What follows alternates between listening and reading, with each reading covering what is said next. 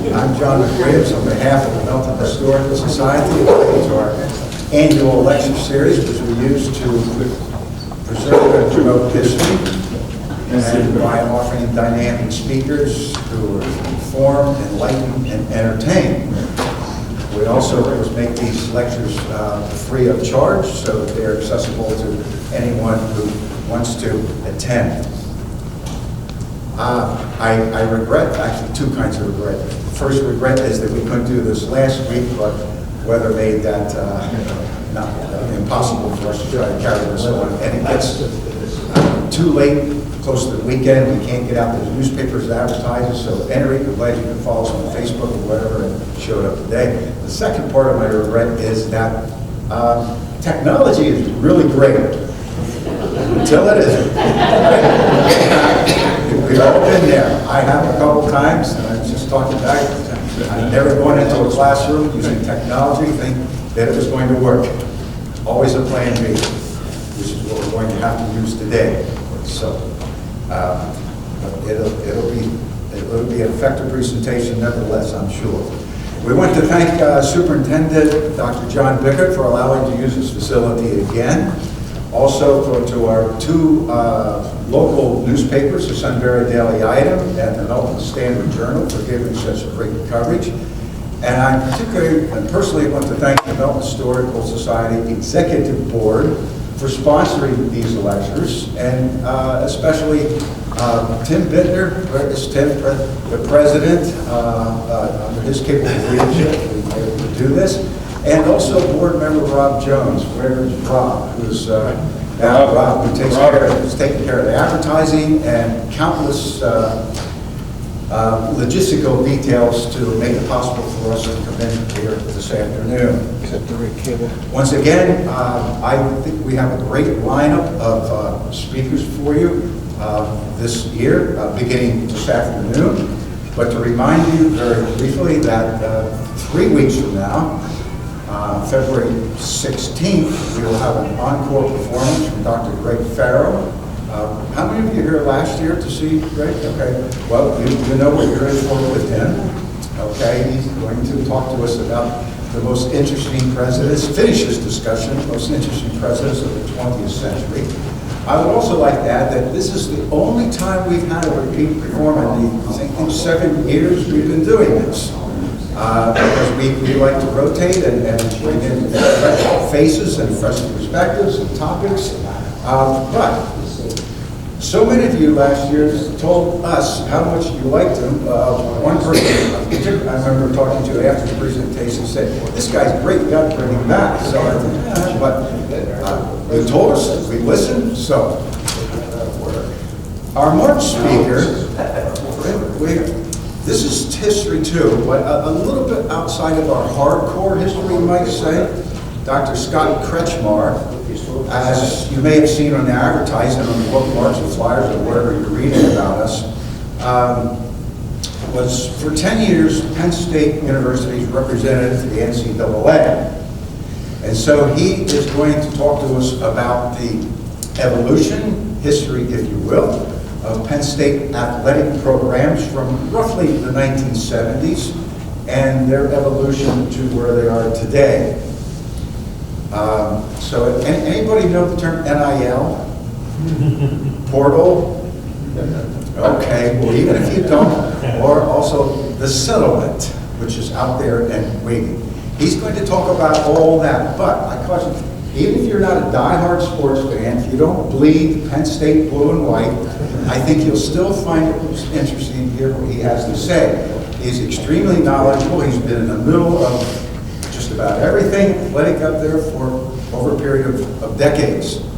That's Can I ask how many of you are here for the first time? Good, okay, welcome. All right, great to see you. And do we have any volunteer firefighters with us? Yes, I know we do. I talked to them. Would you mind standing so we can kind of recognize you? Stand.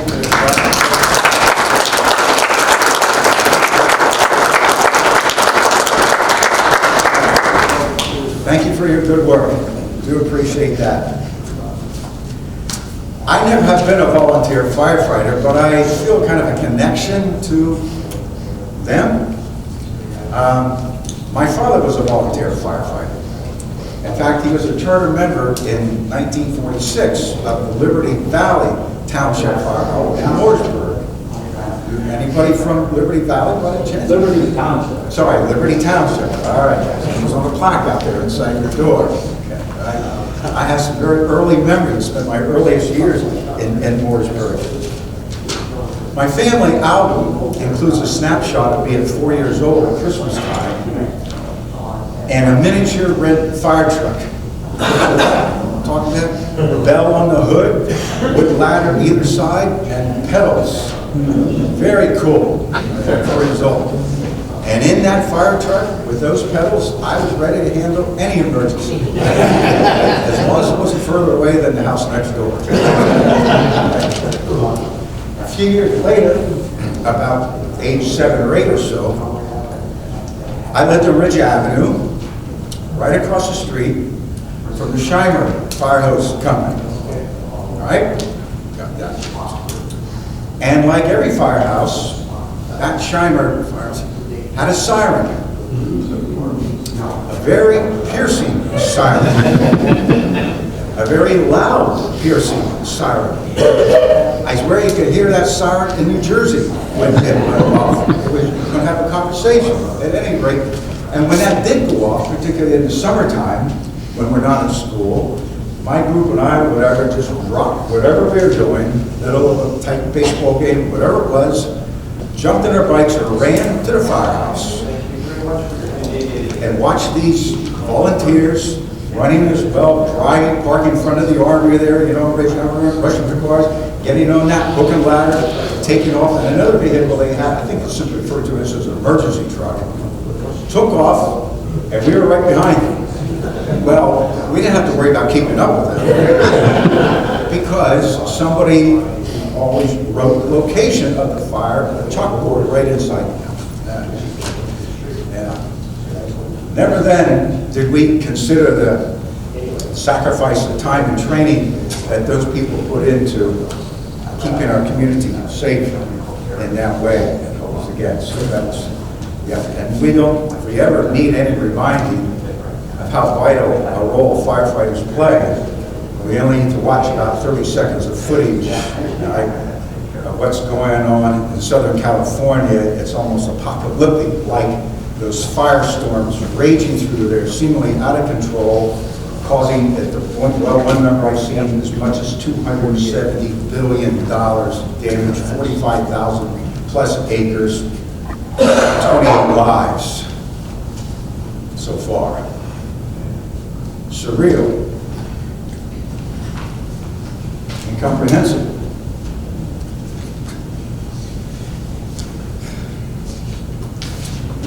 I wanted so much to stand up here in front of you last week and tell you what a historic day this is for us here in Milton. Because on that day, January 29th, right here, according to my new Milton Historical Society 2025 calendar, on January 19th, 1798, when John Adams was in the White House, there were a group of local citizens who met at the John Chapman home, I'm not sure where that was, to approve the purchase of 6 ladders and 6 poles to be distributed in a manner best suited for quick access and usage.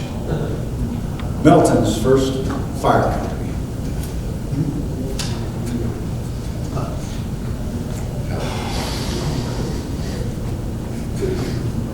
We're fortunate to have with us this afternoon a very distinguished and nationally recognized historian who's researched and written extensively about volunteer fire companies.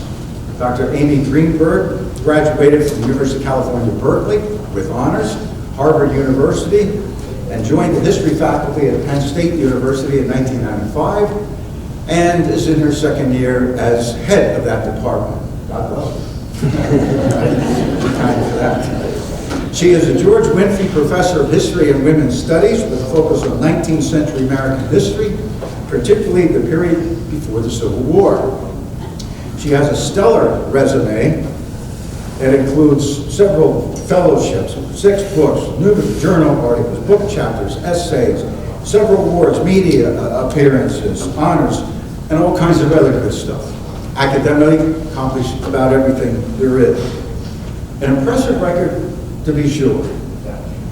But the entry that really caught my eye on this resume was one that listed the George W. Atherton Teaching in Excellence Award. Now I know outside the Penn State community that would mean nothing to you, but for the Penn State faculty, this is a university-wide award, and that includes probably more than 5,000 faculty. This award goes to 4 faculty a year. And having served on a committee 1 year to determine this award, I know how competitive and prestigious it is. And I also know to be recognized as way for this award, that this would be able to, this speaker, Dr. Greenberg, no question in my mind, could inform, entertain us, and educate us. Because one of the major criteria of this award is to recognize a faculty's passion for teaching and students' learning. Cause for alarm, an early history of firefighters in the Mid-Atlantic. Please welcome Dr. Amy Greenberg.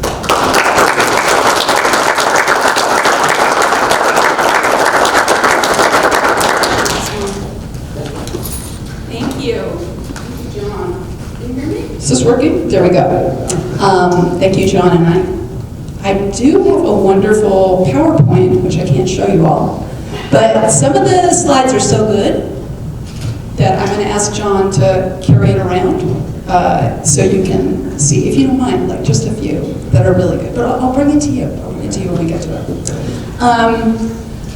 Welcome, volunteer firefighters. It's nice to see you. John stole a little bit of my talk by asking you all to stand up.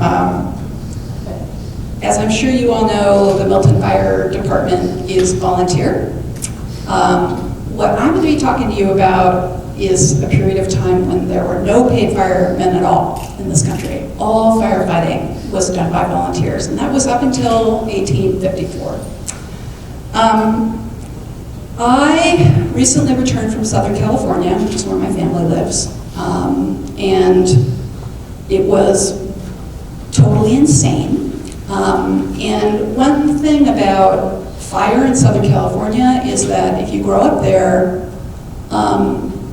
everybody has a fire experience who grows up in Southern California. And I think one of the really hard things for people who are out there, who are from there, is that there's almost like a PTSD that happens. So I was staying with my mother, and she was very agitated and said, you know, we need to get ready to go. We need to get ready to go. And I was like, the fire is nowhere near here, but there's a kind of a fear thing that kicks in. And I was remembering myself being around 8, I'm from Santa Barbara, and we had a huge fire, and you could see the fire just racing down the mountains towards the town. And this was like 1978, so people were on their roofs trying to like hose them off, you know, and you could feel the heat. So when I decided as a grad student that I wanted to study volunteer firefighting, it made sense to me. Fire was something that I knew, and never had the experience that John described of riding a bike to go see a fire, because fires were always coming for you. Like, you didn't go to a fire, you were trying to stay away from fire. One last thing about this too, when I first went to the East Coast and people found out I was from Southern California, they said, oh, aren't you scared of earthquakes? And nobody from California is scared of earthquakes. Like, you have earthquakes, they shake. Maybe if it's a bad earthquake, some stuff breaks. It's fires that people are afraid of. So I had a lot of fun doing research for this talk. I'm really happy to be here talking to you all. It's been a long time since I wrote the book about volunteer firefighting, which was my first book, was based on my dissertation. It came out, I think, in 1998. So as I did research for this, I discovered all this wonderful stuff that's come out since then, all of the visual stuff you can find online, pictures of firemen, really wonderful images that I didn't have access to at that time. Okay, again, so let's go back to this volunteer firemen in the early 19th century and before. Before 1854, every city, New York, Philadelphia, Baltimore, Boston, no matter how big they were served by volunteer fire companies in a volunteer fire department. There were no paid firemen. The reason that there were no paid fire departments is that cities did not have the kind of municipal services that we have now. That's way too broad a way to put it. There were no federal income taxes in the early 19th century. There were barely property taxes. There were, in the very early 19th century, no water systems in cities. So when you think about the kind of services that people were used to having in this time period, it was entirely different than today. So the reason that there were no paid fire departments is that it was unthinkable to people that you would pay people to fight fires. It just wasn't done. It wasn't done in Europe, it wasn't done here. Everything was done by volunteers, with the exception of policing. And the police force was so minuscule at that time period that police understood their job to be catching criminals after crimes took place, not preventing crime. So we're talking about a very few municipal services, a very low level of support that people are getting from their municipalities. The other reason why paid fire departments were unthinkable is that a lot of people wanted to fight fire. Being a volunteer fireman, this is one of the things I'm going to talk about today, was an extremely high status position that men clamored to do. It was such a kind of prestigious thing to do that almost every politician before about 1820 was a member of a volunteer fire company. And that included George Washington, Sam Adams, John Hancock, Benjamin Franklin, who I'm going to talk about, of course. There's some question whether Thomas Jefferson was in a fire company or not. I'm not really sure about that. Kind of knowing what I know about Jefferson, it seems unlikely, but if you wanted to be a politician, you needed to be a volunteer fireman. Okay, in April of 1853, Cincinnati instituted the first paid fire department. And in the 3 decades after that, every major city in the US switched from a volunteer force to a paid force. Now, what initially struck me as strange about this is that volunteers were still completely happy to continue fighting fires in cities.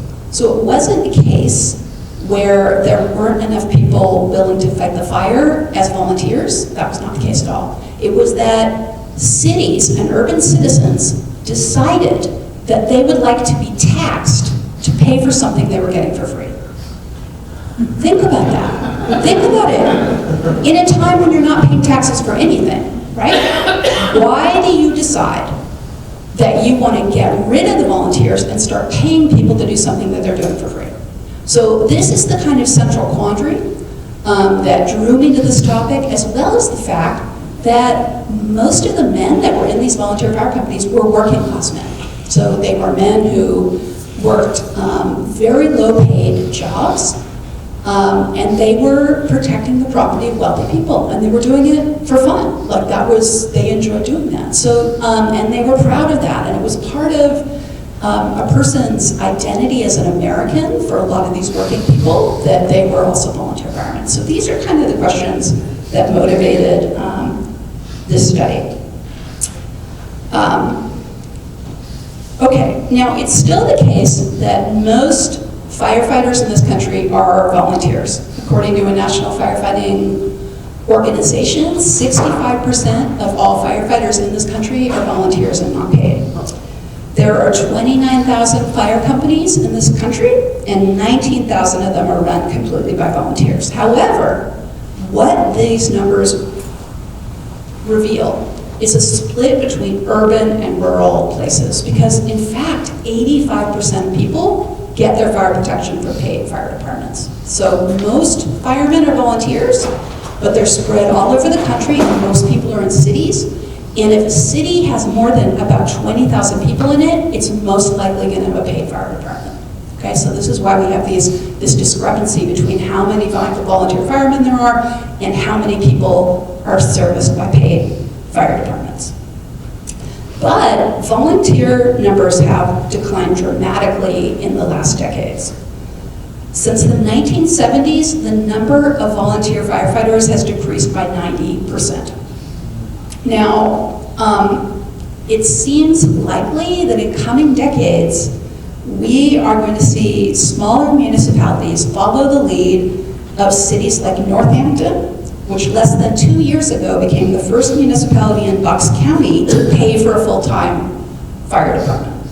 Now, why did Bucks County do this? Bucks County decided to pay for a full-time fire department because they didn't have enough people volunteering. This is a totally different story than the story I'm going to be telling you.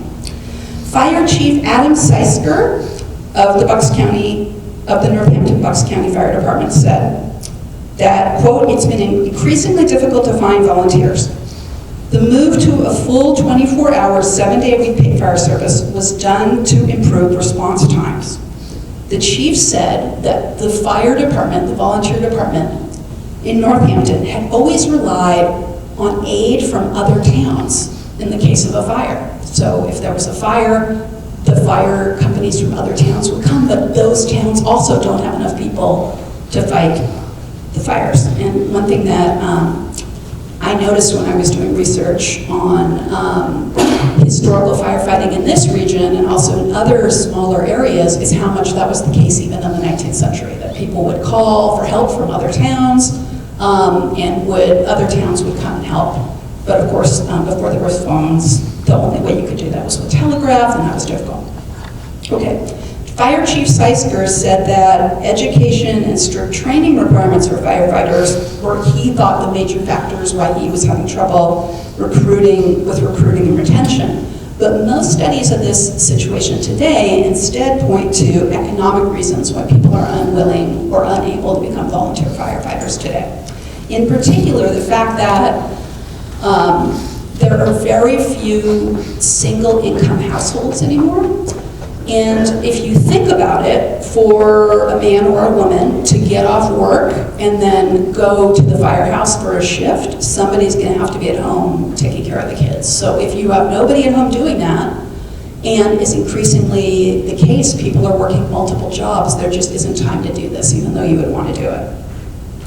Now, again, the story I'm going to tell you today is completely different. The story I'm going to tell you is many, many people wanting to volunteer and yet cities switching to paid departments. Anyways, I'm going to give you a look at how fire protection and public safety changed in that time and a glance at some of the challenges that the men who volunteered to fight fires themselves faced. And 15% of firefighters today, it might be like 12, are female. The period that we're looking at here, almost everybody was male. I came across in my research 2 women who fought fires, but in both cases they were very wealthy and were helping to pay for the fire company, so they were allowed to do that. One thing that was a major aspect of volunteer fire companies is they were very male spaces in this time period, extremely male. Women weren't even allowed to go into the firehouses unless they were invited for things like parties or balls. So it was very male space, very male occupation. Okay, the first organized fire protection in the New World was not, as some of you are thinking, in Philadelphia.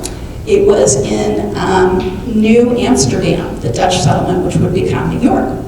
So in 1648, the governor of the colony, Peter Stuyvesant, appointed 4 fire wardens to help prevent fires by patrolling the colony and inspecting homes for wooden chimneys and thatched roofs. One of the first fire alarm systems was instituted in New Amsterdam in 1658 with what was called the rattle watch. And the rattle watch consisted of 8 men who were charged with walking around the town at night, carrying wooden rattles that they would sound if they discovered smoke or fire. Now, when that happened, townspeople were supposed to wake up and hurry to the location of the fire. Now, fires at that time were fought using leather buckets, and I have a very nice picture of a leather bucket. I'm just going to go to it.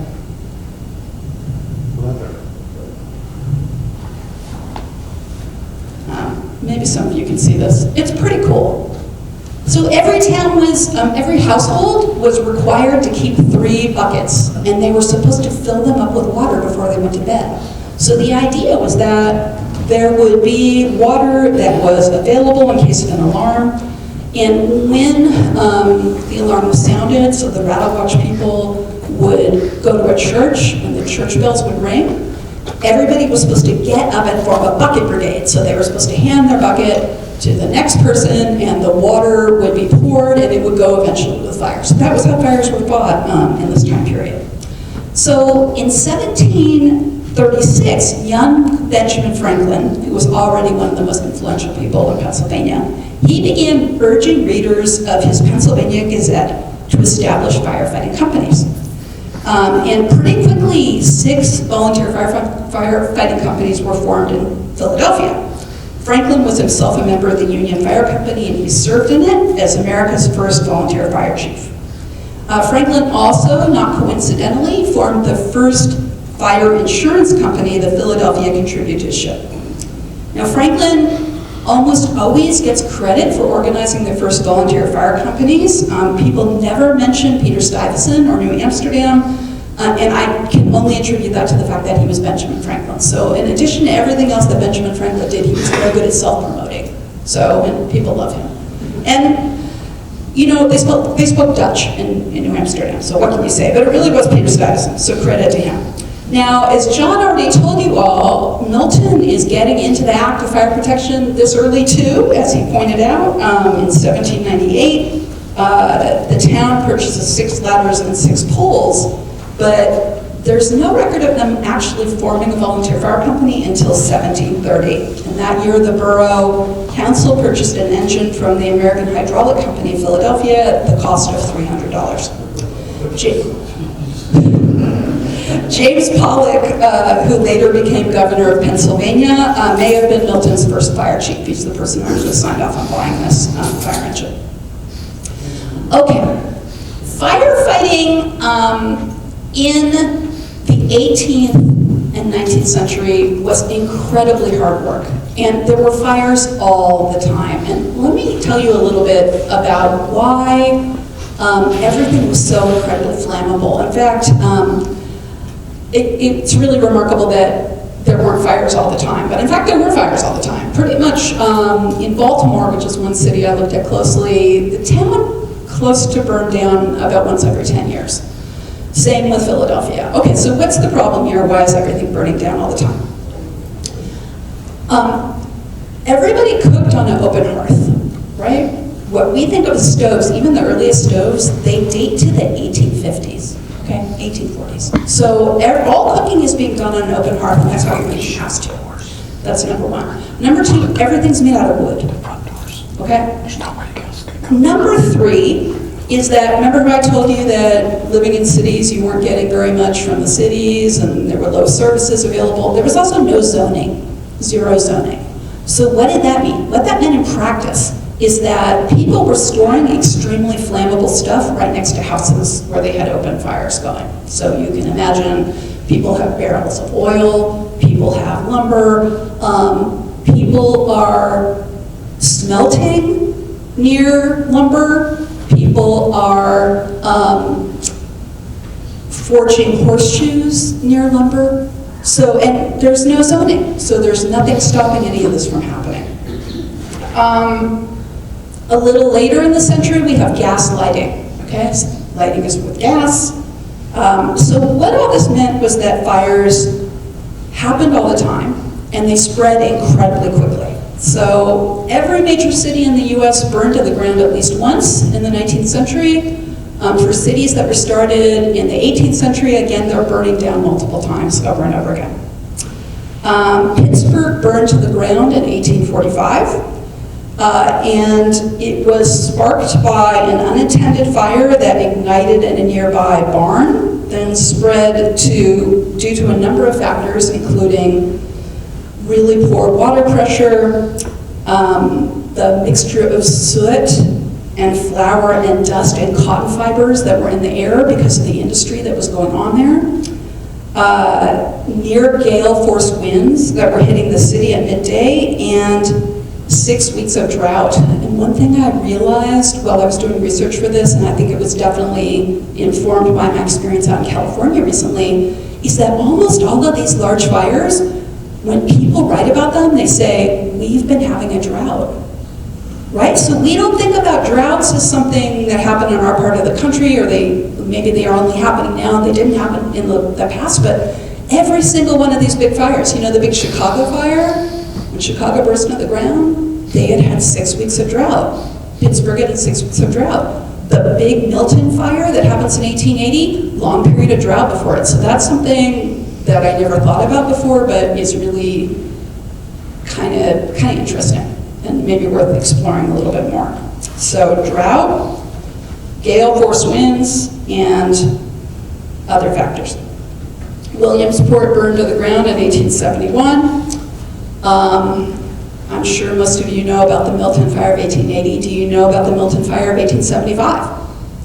Okay, in 1875, Milton almost burned to the ground. And in 1876, so the following year, less than a year later, the town decided to purchase a steamer and a hook and ladder truck. But then they kind of forgot about the fire, and 6 months before the town burns down in 1880, they sold their firefighting equipment. Okay? They held a special council meeting and they sold the upper engine house, 2 hand engines, the hose and cart, and the hose. So I don't know financially what was going on at that time, but they sold everything, and then 6 months later, the town catches on fire again, May 14th, 1880. Strong wind gusts, drought, 640 structures burned to the ground. Williamsport sent equipment. I mean, nothing got here fast enough. Okay, so we'll leave Milton aside for the time and go back to the Revolutionary War period now. Okay, like I said, it's a big deal to be a volunteer fireman in the early American Republic. Volunteers viewed their duty as a civic responsibility and used service in a fire company as a springboard to politics. And I found this to be true across the United States. It was true in St. Louis, it was true in San Francisco, true in the South. If you were in a volunteer fire company, you could count on other men in the company and other volunteer firemen voting for you, and there were a lot of volunteer firemen. Okay, here are some of the important innovations that take place in firefighting early on that kind of changed the way that fires are fought. So I already told you about the bucket brigade, right? Pretty low key, didn't work that well. New York is burning down. I have some great images I can't show you, but you can imagine pictures of it burning down. Okay, in 1795, New York engine houses were each furnished with 2 poles, each long enough for firemen to carry 12 buckets each. So this innovation prevented people from having to keep those stocked fire buckets at their houses, right? So the fire company is taking on that responsibility for themselves. The general populace doesn't have to be in the bucket brigade, and this furthered a sense of fellowship existing between company members. Now, less than 10 years later in Philadelphia, a group of young artisans used lengths of hose to connect fire engines to the city's newly built water supply. So the city has just put in place an underground water supply, mainly as a result of cholera epidemics that have been hitting the city. And these young people in Philadelphia said, hey, let's connect hose to the water supply, and then formed the first hose company in the United States called, unsurprisingly, the Philadelphia Hose Company. Now, starting in the 1790s, firemen in Philadelphia, New York, and Baltimore began organizing into official voluntary systems, volunteer fire departments. Now, to say that a fireman is volunteer is true in the sense that they aren't getting paid. But as I argued in my first book on firefighting, and I still believe to be true, they were paid in a way. First of all, if you were a volunteer firefighter, you didn't have to do any militia duty and you didn't have to serve on juries. So there was that. But they also got a kind of public respect and acclaim, which happened. Volunteer firemen were parading all the time. They loved to parade. They would put on wonderful outfits and they would parade and people would praise them. They got that political respect. So they were paid in a form of respect, if not in cash. Now, the advent of better fire engines, newer and larger fire engines. I've got Ben Franklin here. It's Philadelphia burning to the ground in 1835. So many wonderful images were produced of places burning down. I want to show you.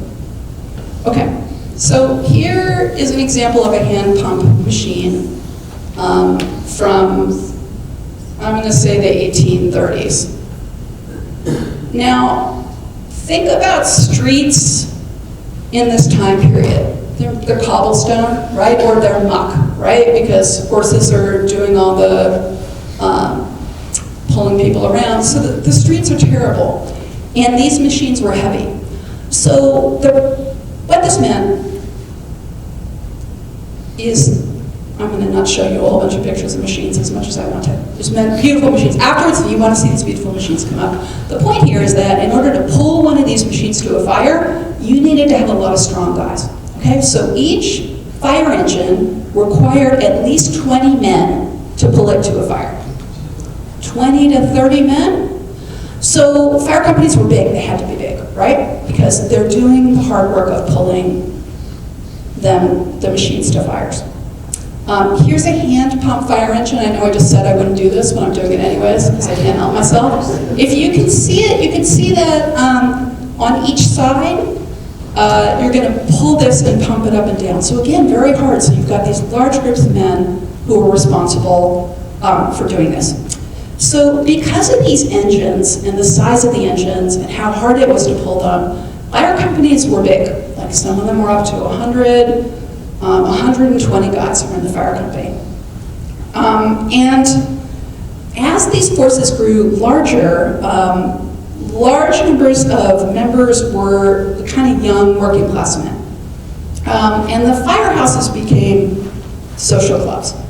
The sense of community and the pride and the skills and stamina needed to fight fires, as well as the opportunity to become politicians or get political patronage, these created these kind of like loyal groups of fire companies throughout each city with insignias and distinctive names and insignias. Okay, so this kind of worked fine for a while.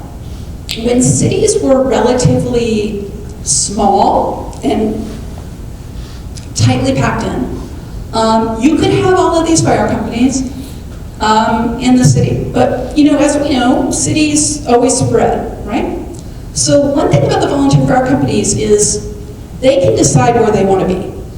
So as cities spread out, you begin to see real problems with which areas are being served by volunteer fire companies and which aren't. And I looked at Baltimore really closely, and there were areas of Baltimore where there were 4 fire companies, like within like a 6-block radius. And then there were areas of Baltimore where there were no volunteer fire companies. So the areas that are being serviced it's not an even level of service at all, and that just gets worse and worse as people move out towards the outskirts. So when a fire alarm went off, and again, you're still using church bells for the most part for fire alarms, although there are a few firehouses that have their own bells. Firefighters would rush to the neighborhood engine house and pull the hose carriages or engines through these crowded, narrow, unpaved streets. And it was dangerous. People in the street would have to get out of the way. Streets are incredibly narrow. Life was dangerous in early 19th century cities anyways. There was a really great book that was written in the 1970s, which was a period when people really got into social history, about how dangerous it was just to live in Philadelphia and the number of people who would die in accidents or die in fires, children falling into fires. Some people think about that time period as being a period when there was like a lot of gun violence. That's not true at all.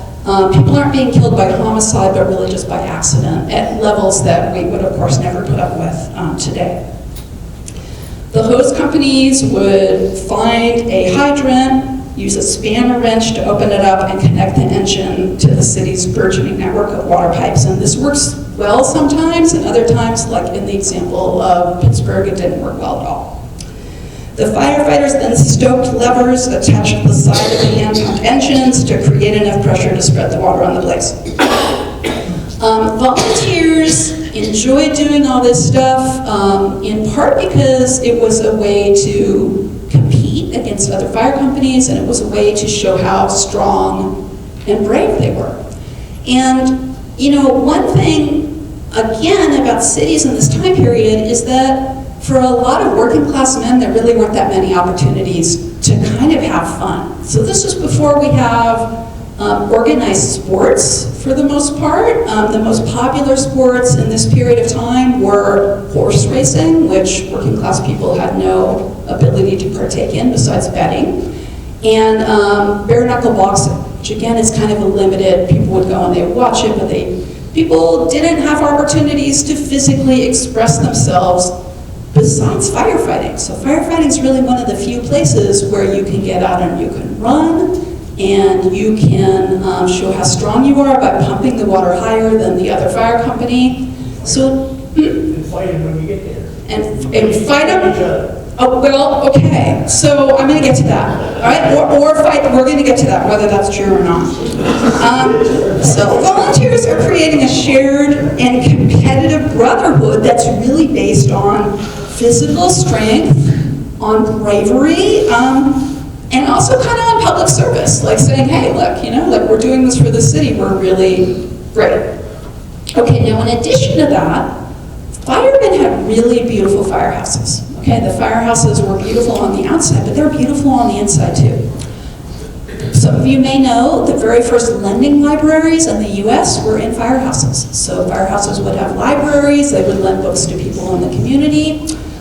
They all had what you would call like a living room, right? With chairs, and you could smoke in there, and they had nice paintings on the walls. I was really shocked when I first started looking into this at how nice, and I wouldn't say lavish, but comfortable these spaces are. And again, if you think about where working class people are living, you could see the appeal of this. People are living in very small, uncomfortable rooms that are not well heated. People don't have a lot of private space, so here's a comfortable space you could actually be in. And they make things beautiful. The fire engines have beautiful paintings on the side of them. I have pictures here.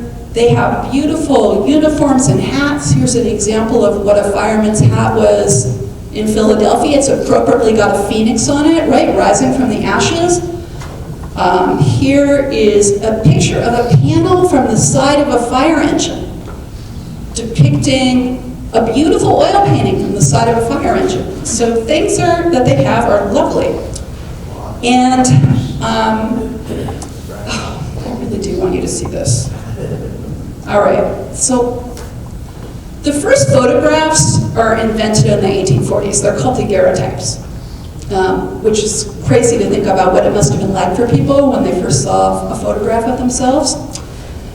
A lot of volunteer firemen put on their fancy dress, and then they went and had daguerreotypes taken of them. And I love this guy. I don't know where he's from. He's in the Columbia Fire Company. He's in his parade dress.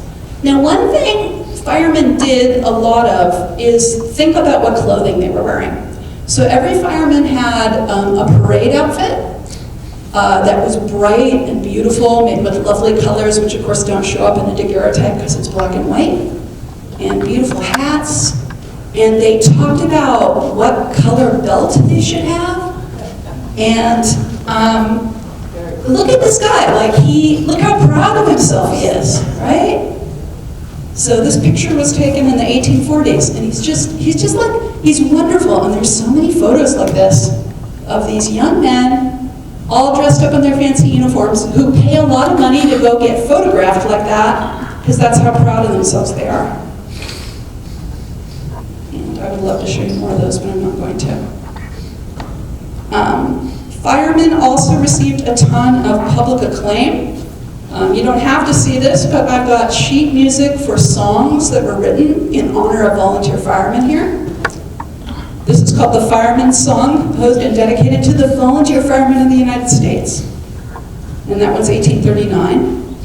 And here's a parade march from Philadelphia that was written specifically for a parade that the volunteer firemen of Philadelphia were doing. That one doesn't have a date, but I'm guessing it's the 1840s. Oh, and I wanted to show you like the houses. Look at this house. This house was in Baltimore. I went and I was much younger, and I walked around Baltimore going to try and find these old houses, and with no knowledge whatsoever, like what was a safe neighborhood in Baltimore or not. And I was walking to see this house, and a man standing on the corner, he said, "You should not be here." I was like, "I'm looking for firehouses." He's just like, "Just go. No, don't be here." I'm wandering around with my little notebook, like trying to find the firehouse. Because Baltimore's changed quite a bit. Okay, now this is the one, I may just pass this around. This one's so great. Okay, what I have here is a print that was made celebrating a reception for the firefighters of the United Fire Company of Baltimore, who went and visited the Wecco Fire Company in Philadelphia at the Wecco Engine House. So volunteer firemen would get all dressed up and they would go visit fire companies in other cities, and this would be covered in the newspaper. So what I'm trying to tell you here is that people loved volunteer firemen, and volunteer firemen loved being volunteer firemen, and it was exciting, and they were really into it. Okay, so this is why I want to pass this around, because in addition to this picture of the beautiful house, I did a close-up where you can see the two fire companies meeting each other, which is one of the few pictures I've been able to find of fire companies meeting each other. So I don't know, we just want to carry them around and let people see that. I just think it's so cool. See, we can handle technology's issues. This is not a problem. We'll just move on. Okay, so they visited each other. They have beautiful firehouses. They have beautiful uniforms. And I know all about the uniform stuff because one thing that volunteer fire departments also had was they had governing organizations. And one thing the governing organizations tried to do was deal with the fact that, as this gentleman here has pointed out, quite often the firemen would fight each other when they got to fires. So the governing organizations were in charge of disciplining firemen, trying to keep them in line, and everybody kept a lot of notes. Fire companies kept notes too. In some cities, these notes are still available in historical societies, and they're so much fun to read. So I was lucky enough, Baltimore has so many great records from the fire companies themselves, and you can read the minutes of the fire companies, and what are the men talking about in the minutes? You know what they're talking about? Not about fires. They're talking about their uniforms. They're talking about their parades. They're talking about who they're going to visit. Occasionally, somebody would come talk to them generally about stopping drinking. There was a temperance movement in the 1840s. Thank you, John. So the temperance guy would come and he'd say, like, let's stop drinking. Who wants to take the pledge? And men would be like, I'm going to take the pledge. But then there was a lot of drinking going on. Okay, so yeah, they were thirsty. It is hot. They were thirsty. Totally different topic. I will come back at another time and talk to you about the culture of drinking alcohol in a period when the water system wasn't exactly the best, and also the temperance movement. Okay. So this is a highly masculine space, like I said. Women are not allowed in the firehouses. It's also extremely white. So in the Northeast, black men were not allowed in fire companies. In fact, in Philadelphia, all of the fire companies threatened to go on strike because a group of black men wanted to form their own volunteer fire company in 1809. So they were going to strike, not letting the black men have a volunteer fire company. By contrast, in the South, black men are in fire companies, and nobody has a problem with that. The fire company president is always a white person, the fire chief is always a white person, but fire companies had a lot of black members in them, so that was not okay in the Northeast. Why? Because they were racist, I guess. Because in the South there's slavery, so people know if they're white they're better than black people, but in the Northeast maybe they don't know that they're necessarily better. in the cities, you would have a lot of blacks up in the country. Right, but in Philadelphia, there were quite a few black people by 1809. New York had a huge black population. You know, New York State had the most black people in it at the time of the Revolution of any state except for South Carolina and Virginia. So there were a ton of black people in New York because of trade, anyhow. Okay, I mean, so we're going to get to this, right? Because part of what this woman here is bringing up is that there's a difference between what the firemen want and what the people whose house is burning down want. So this is actually going to be the kind of impetus for when we see professionalization happening. Okay, so things start kind of going wrong in the 1840s. And the reason they start going wrong is because the cities are growing and a lot of immigrants are coming in. You know, the 1840s are the period of the highest immigration to the U.S. of any period in the United States, according to per capita. The crazy numbers of immigrants are coming in. Before we have any immigration restriction in this country, the potato famine happens, right? So all the Irish come in starting in 1860. There are horrible famines throughout Europe and incredible religious fights in Germany. This is before Germany was unified, between the different German states. So you have 1 million German people come to the U.S. in the 1840s, 1.5 million Irish people come to the U.S. in the 1840s. These people are all going into cities. So suddenly cities have these large populations of foreigners who a lot of native-born people are not comfortable with, especially if they're Catholic, which all the Irish and half of the Germans are.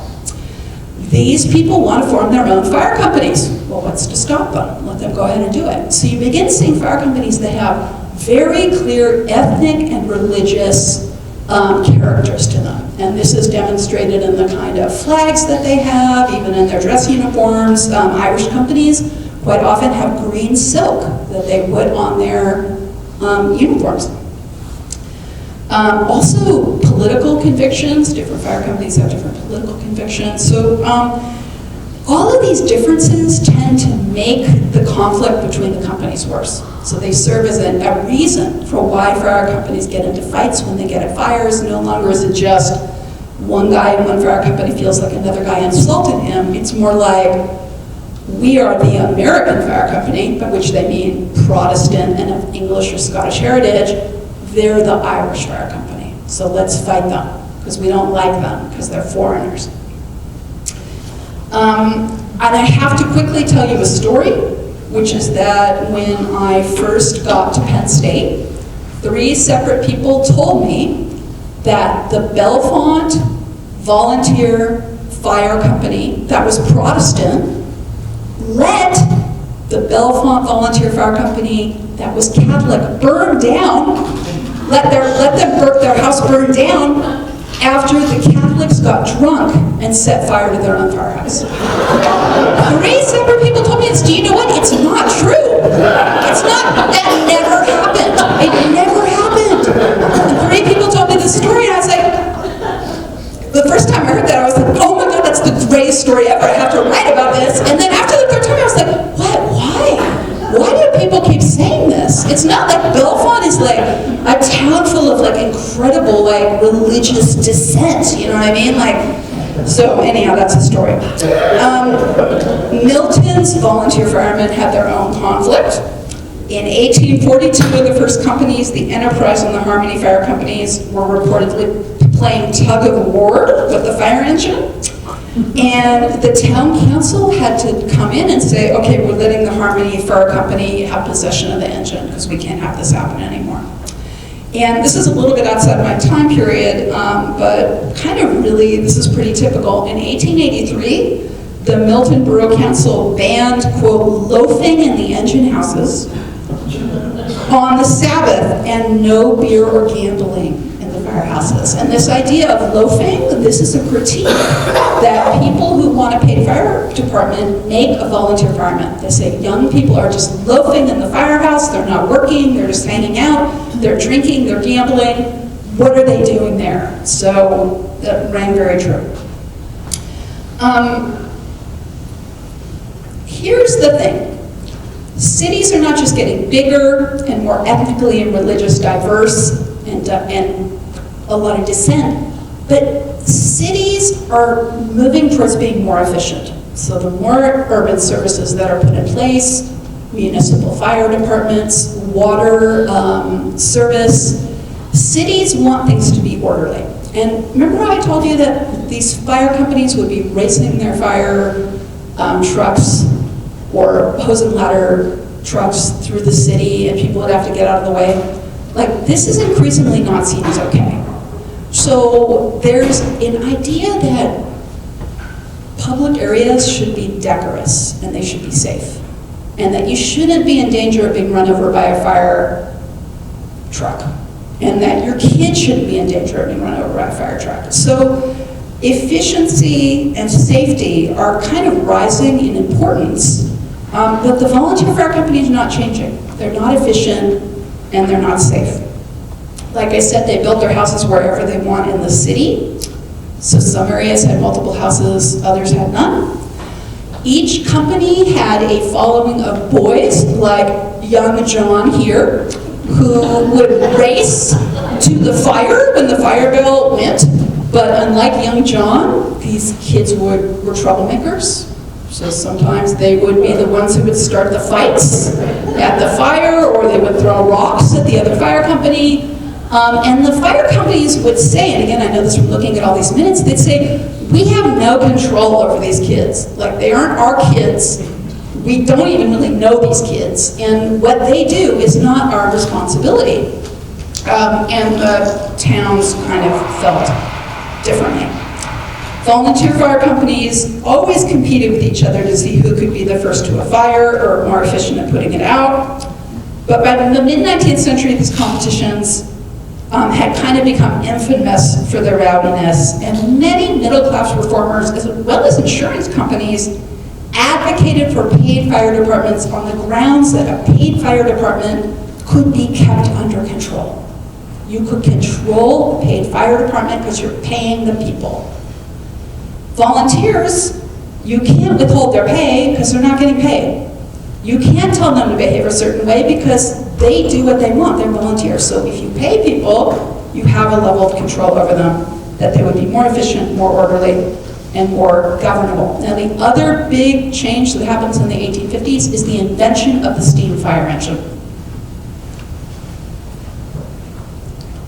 And when I have all these wonderful pictures of heroic firemen, which again I can show you after you, if you want to come up and see it, as well as a whole series of parodies of volunteer firemen showing that they weren't actually that great.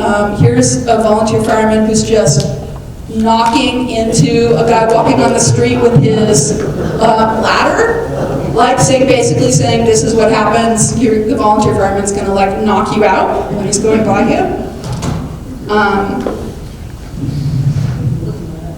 All right, so here's what the steam engines look like. Okay, these steam engines weighed so much that no number of men could pull them. They had to be pulled by horses. Also, they were very technologically advanced. You needed to have knowledge to know how to work these things.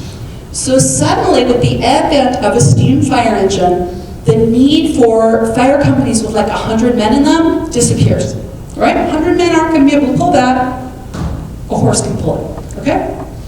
Also, you have to pay somebody to be able to work this thing because they need to have specialized knowledge. So steam fire engines changed the whole dynamic and calculus of the volunteer fire companies. Now, I don't want you to come away from this talk thinking that steam engines end the era of volunteer fire companies. They don't. People in New York are so opposed to steam fire engines that even after they have a paid department, they're still using hand pump engines. They just hate the steam fire engines. And Philadelphia is exactly the opposite. They have steam engines and they keep a volunteer fire department for a decade after they get steam engines and they're using horses. But it does help the shift. Now, I want to quickly address this question of the firemen fighting all the time. I did a ton of research on this, so I am the expert. Here's the thing. Some cities' volunteer fire departments were completely out of control. Did you know that Baltimore's nickname in the 19th century is Mob Town? How many people knew that? Mob Town, okay? Do you know why it was Mob Town? Because people are constantly getting in riots. The fire companies were out of control. Like, fights would happen at every single fire. And again, I know this because I looked at the disciplinary actions against all of these people. Philadelphia, sometimes there'd be fights, sometimes there weren't. New York's fire companies were really good. Most fires, nobody would fight at all. And I also looked at San Francisco, I looked at St. Louis. St. Louis, everybody's fine. There was a German fire company in St. Louis that was a problem, one fire company. Otherwise, nobody fought at all. And in San Francisco, the people aren't fighting at all. And the same thing happens in all of these places. The firemen are accused of being disorderly, and they are replaced with paid systems. So fighting happened, but it doesn't explain why in every city the same thing happens over and over again. Okay. Volunteer firemen claimed that you could not pay men to fight fires. So this is one thing I thought was really interesting. They said, look at what we do. How could you pay somebody and get them to rush into a burning building? And so they didn't think a paid fire department would even work. They didn't think it would work. It did work, kind of. But paid fire departments did not in any way end the destructive era of fire in the 19th century. In fact, after paid fire departments were put in place, there were equally huge and destructive fires. Boston, Baltimore, San Francisco, and of course Chicago. Chicago got a paid fire department in 1858. In 1871, it burned to the ground. The fire in 1871 in Chicago killed 300 people, destroyed 3.3 square miles of the city, including 17,000 structures, and left 100,000 people homeless. And again, Chicago was suffering from a drought when the fire happened. An alarm sent from the area near the fire also failed to register at the courthouse where the fire watchmen were. And the firemen were tired because they had fought numerous small fires in the days before, so they didn't show up, even though they're being paid. So all of these factors helped turn a small fire into the conflagration of Chicago. And there's a similar story for San Francisco in 1907. Okay, so by the mid-20th century, new technologies like light bulbs and radiators and gas heat meant that fires didn't start as often. Zoning made a huge difference in terms of where fires happened and how bad they were. Things were made out of safer materials, and there were better fire hydrants and more of them, so people got in control of their water supply. So all of this meant that the fire environment just wasn't as bad. So one era of flammability ended, and maybe we're entering another one now, and that's what I have to say. So thank you for hanging in without any visual images, and thank you to John and to the Milton Historical Society Board for having me.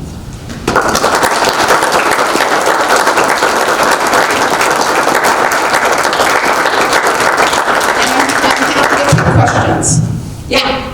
So what you're saying out loud, and excuse me firefighters, some of them I know, is volunteer firefighters happen to be a little vain. Is that correct? I mean, I would say they earned their vanity. Okay. Oh, they were very vain. Yeah, they were vain. Yeah, for sure. Is that being wrong? volunteer firemen way long ago, the lavish fire companies, the rooms where we gathered, we forgot a pool table, because usually there was a pool table. Am I correct? Totally. Yeah. Pool tables. Pool tables. They were pool tables, yes. Yeah. And a kitchen. Usually. There was a kitchen. I'm telling you, these firehouses were beautiful. They were beautiful inside. I mean, the thing I was most impressed by was they had oil paintings on the walls, and often of fires. Like they had paintings of fires on the walls. The picture you showed about the firehouse with the tower? Yeah. Three windows. Was that a watchtowers, or was that were they living there? No, they were living there. That was the, but I think part of it was a watchtower too. That was the Baltimore house. I got a bunch of really great pictures of firehouses. A lot of those would be hose towers. That's what they used to drive their houses. So up here they had bells. in there, fire bells, and they did dry the hose in there. There were hooks that were hanging it, and then down below would be where everybody would hang out. And, you know, a lot of people were living in the firehouse they weren't supposed to, but when you look at the census, which I did, and you find that firehouse, and there'd be people listed as living there. Yeah. I lived in one for 4 years in the 60s. My dad was a hired houseman, and it was his job to answer the phones, dispatch the trucks, all of that, and we lived upstairs. Where was this? Have you Okay. ever heard of Bailey? Yeah, sure. Yeah, down there in Philippa. Yeah, it was quite interesting.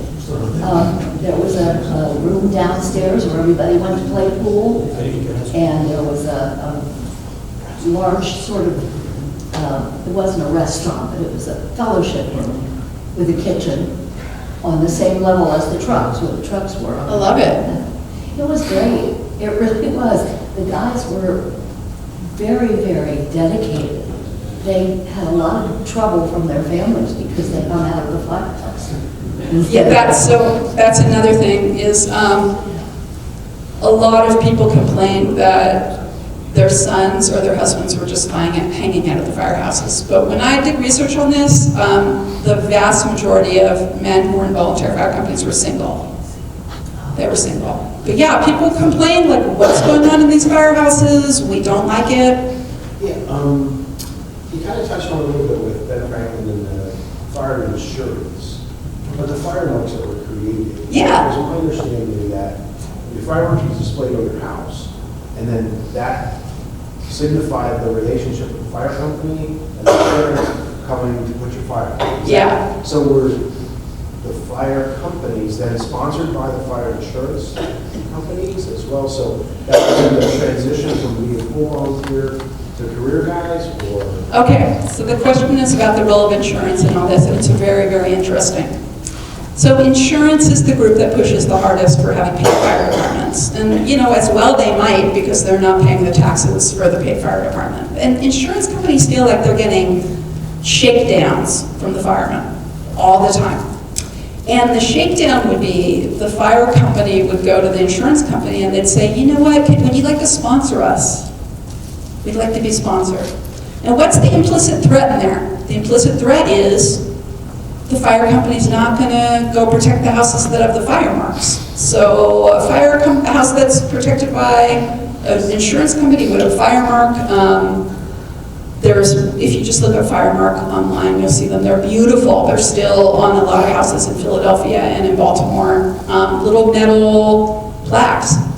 And yeah, the fire mark is supposed to say, hey, firemen, come protect this house. But again, what ends up happening is it ends up being used by the firemen to extract money from the insurance companies. So they need support. They're volunteer, they need some support.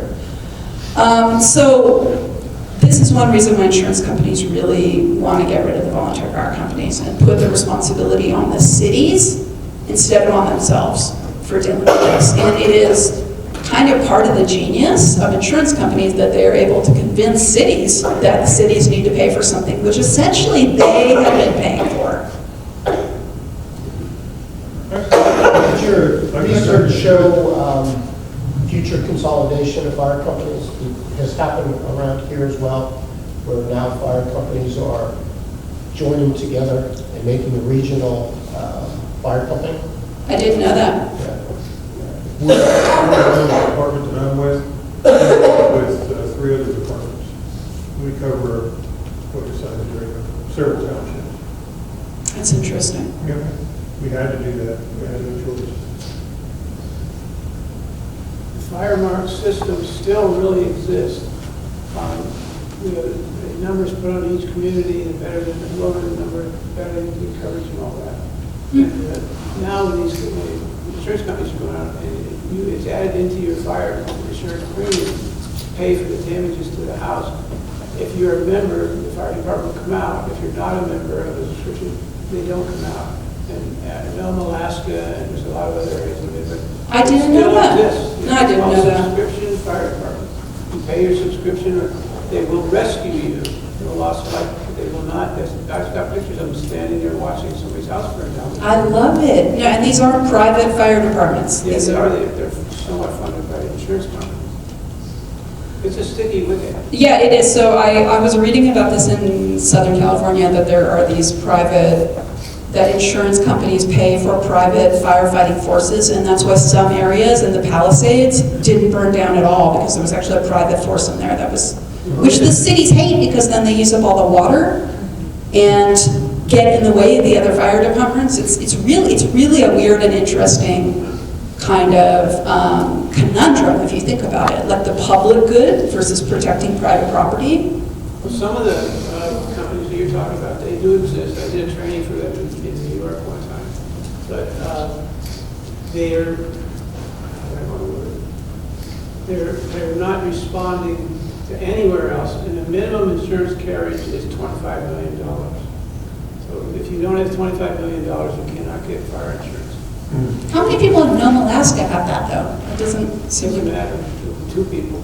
maybe 2 people. I don't know that. It's somewhat common in some areas. We're gonna, at the fire department, I said about getting fire marks just for a fundraiser. Fire marks may, people who do that. Oh, yeah, it's a great idea. Don't be doing that because of all the problems they had over the years with the insurance companies, litigation and that. This was strictly for a fundraiser, and,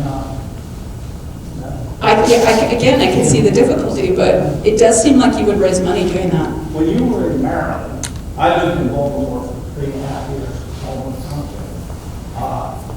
In like 1973, 74, 75, the kids made a habit of bringing a street back in Baltimore City. And when the fire trucks come, stone. I don't know if you've seen that, but thousands of them. And That's pretty bad. kind of a different type of kind fight. of- The kids, they were just bored. I was gonna say, like, how bored would you have to be to do that? Can you just, like, take the cap off the, I don't know. Well, it's a back. That's point. that's a level. They just told them down that maybe that's what they were after. That's a real level of boredom. Stoning the fire company. I'm sure you all know that firefighters are the most respected public servants. And when there are surveys done, everybody likes the firefighters. They may hate the police. They may not even like the postman for whatever reason. But everybody likes the firefighters. And I also read that firefighters have a very high level of happiness with their jobs. Another thing, when you do tours at a fire company, I'm sure the other guys notice that when you bring a group of Cub Scouts or something in, that level, these kids, they just get psyched in there. Or one fire company I belonged to in Evansburg, and we had class the whole way down the door. And a couple guys were complaining about these finger marks on all these windows. 18 years from now, that's going to be the kid driving the fire truck. I mean, well, we hope so, but again, young people are not doing this. That's the thing. They're still excited going to the firehouse, but they're not becoming, the numbers for young people, I mean, I'm sure you must know, like, the fire companies are getting older and older and older. One of the most successful things that have happened in the past couple of years is Danville High School started this fire club. And our fire company, the township, already had a program that we paid 14, 18-year-old kids in as junior firefighters. So all these kids that other stations didn't have it. But we've got to the point right now, since this has happened, we have, I think, 5 state-certified firefighters. That's great. That's a really good And they're idea. not actually all active with us, but the idea when you apply for a grant or something, they're still members of your fire company. You could get paid for that. And we get plus points for that, so. That's great. Yeah, that's something that a lot of places got to start looking at, because that's very successful. State College, we have the Alpha Fire Company, and they do kids' birthday parties. So when my son was 5, he had his 5th birthday party in the Alpha Fire Company. Oh boy, excited little 5-year-olds, let me tell you, totally crazy. Most of you are old enough to remember the 60s, or some of you are, but remember the riots. And one of the issues was in Southern California, a lot of fire apparatus had no roofs. They were open campfires. And you got some clown on the roof throwing rocks and cement blocks and bricks and everything. So they had to emergency put roofs on the fire trucks to keep the guys from being killed. Anyone else? Again, if you want to see pictures, come up here. But otherwise, thank you.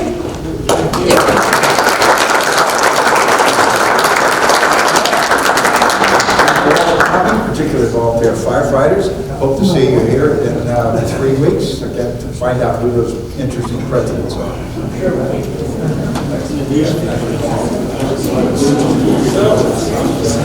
Yes.